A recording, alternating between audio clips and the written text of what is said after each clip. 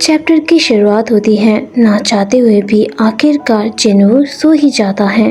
उसके सोते ही कमरे में यून आ जाता है और जिन्हों को इस तरह शांति से सोता हुआ देख वो उसे घूरने लगता है और बिना कुछ कहे दरवाजा बंद करके चला जाता है। जिन्हों गहरी नींद में सो रहा होता है। अब नेक्स्ट डे जैसे ही जिन्हों की आंख खुलती है वो घबराते हुए भागते हुए बाहर जाता है। वो परेशान था कि कहीं वो काम के लिए लेट तो नहीं हो गया, इसलिए वो जल्दी जल्दी भागते हुए काम पर जा रहा होता है। लेकिन जैसे ही वो बाहर आता है वो देखता है कांगी तो बाहर बैठा हुआ है। वो हैरान होते हुए सोचता है, हाँ कांगी ये यहाँ क्या कर रहा है। तभी अचानक से कांगी उसकी ओर देखता है, जो देखते ही जिन्हों घबरा जाता है और सोचता है माहौल ठंडा लग रहा है। कांगी गुस्से से जिन्हों की ओर देखता है लेकिन फिर मुस्कुराते हुए कहता है, ओह ये तुम हो, ऐसा लग रहा है कि हम पहली बार मिले हैं। जिन्हों ग्रीट करते हुए कहता है, हेलो। ये देखकर कांगी कहता है, क्या मैंने गलत सुना? तुम्हें मेरे साथ इस तरह फॉर्मली बात करने की कोई जरूरत नहीं है, हम दोनों सेम एज के हैं। ये सुनते ही जिन्हों घबराते हुए कहता है, क्या ये करना ठीक होगा? कांगी मुस्कुराते हुए कहता है, हाँ बिल्कुल, इससे मुझे और ज्यादा कंफर्टेबल महसूस होता है। जिन्हों कहता है, ठीक है तब तो मैं ऐसा ही करूँगा। कांगी हैरान होते हुए पूछता है, वैसे ही तुम इतनी जल्दी में कहाँ जा रहे थे? जिन्हों कहता है, ओ मैं काम पर जा रहा हूँ, भले ही अब देर हो गई हो। कांगी कहता है, अभी तो मेरे पास करने के लिए कुछ भी नहीं है, सब काम खत्म हो गया है। ये सुनते जिन्हों शॉक्ड हो जाता है और घबराते हुए पूछता है, क्या सच में काम पर देर हो गई है? ये कहते ही वो कांगी के बगल में ही बैठ जाता है। थोड़ी देर खामोशी छा जाती है।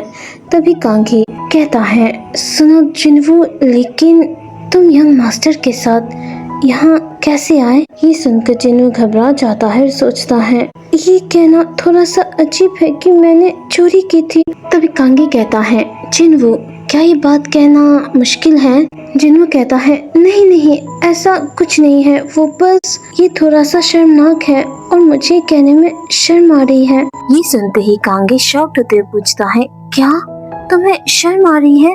तुम वैशाल ऐसे तो नहीं हो, है ना? बेचारा भोला वाला जिन्हों कंफ्यूज होते हुए पूछता है, क्या वैशाल है? ये कहाँ है? मैं तो माउंटेन से आया हूँ, जहाँ मैं यंग मास्टर से मिला था। और घबराते हुए कहता है, असल में सच ये है कि मैंने गलती की थी। वो छोटी गलती तो बिल्कुल नहीं थी, बहुत बड़ी थी और मैं यंग मास्टर द्वारा पकड़ा गया। कांगी हैरान होते हुए पूछता है, हाँ तुमने क्या गलत किया था? जिन्हों घबराते हुए कहता है, खैर मैंने चोरी की थी। कांगी हैरान होते हुए कहता है, क्या चोरी? जिन्हों कहता है, हाँ ये सच है कि मैंने चोरी की थी, लेकिन मैंने ऐसा इसलिए किया था क्योंकि उस समय मैं बहुत भूखा था। मैंने बीते कई दिनों से खाना नहीं खाया था, इसलिए जब मीट मेरे आंखों के सामने था तो मैं खुद को नहीं रोक पाया और चोरी कर लिया।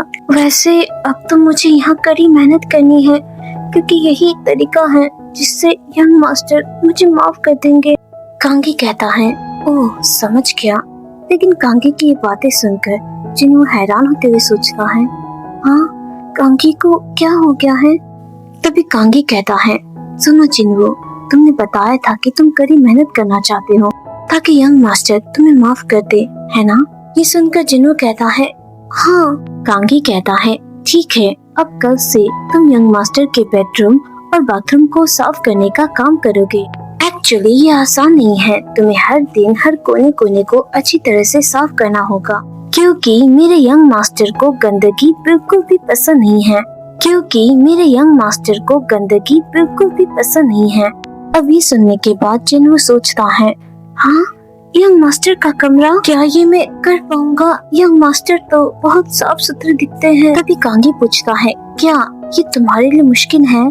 जिन्हों तुरंत कहता है, नहीं मैं ये बिल्कुल करूंगा।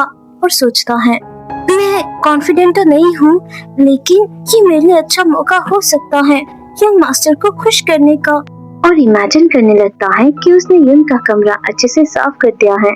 जिन्हों ये इमेजिन कर ही रहा था कि तभी कांगी कहता है, तो ठीक है, कल से काम शुरू कर देना, तुम्हें हर जगह की अच्छी से सफाई करनी होगी, इन जगहों की भी जो दिखाई नहीं देते, समझ गए? जिन्हों एक्साइटेड होते हुए कहता है, हाँ समझ गया, उन जगहों की भी जो दिखाई न दे। कांगी कहता है ठीक है, अच्छे से कहना, और ये कहकर वो वहाँ से चला जाता है। अब नेक्स्ट सीन में जिनवू पूरी तरह से तैयार हो जाता है युन का कमरा साफ करने के लिए और उसके कमरे की ओर बढ़ता है। लेकिन जैसे ही वो वहाँ पहुँचता है वो युन को देखकर शॉक्ड हो जाता है और ब्लश करते हुए सोचता है, वाह, यंग मास्टर तो सुबह भी कितने हैंडसम दिखते हैं।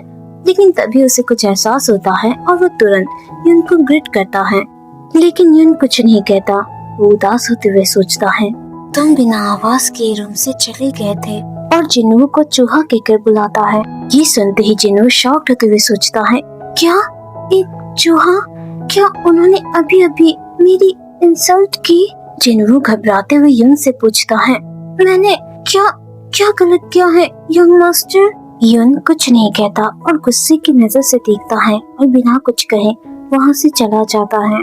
अब ये देखकर जिन्नू और भी ज्यादा शॉक्ड हो जाता है और कंफ्यूज होते हुए सोचता है, हाँ, ये क्या था? क्या आप चाहते हैं कि मैं गुस्से पता लगाऊं कि आप मुझसे क्यों नाराज हैं? चलो अभी के लिए इसे रहने देते हैं, पहले मैं अपना काम शुरू करता हूँ। ये सोचते हुए जिन्नू कमरे की सफाई करने लगता है कि तभी अचानक से युन उसका गला दबा देता है। जिन्नू दर्द में कराहते हुए कहता है, यंग मास्टर। नेक्स्ट चैप्टर देखना चाहते हो तो वीडियो को लाइक करो, चैनल को सब्सक्राइब करो।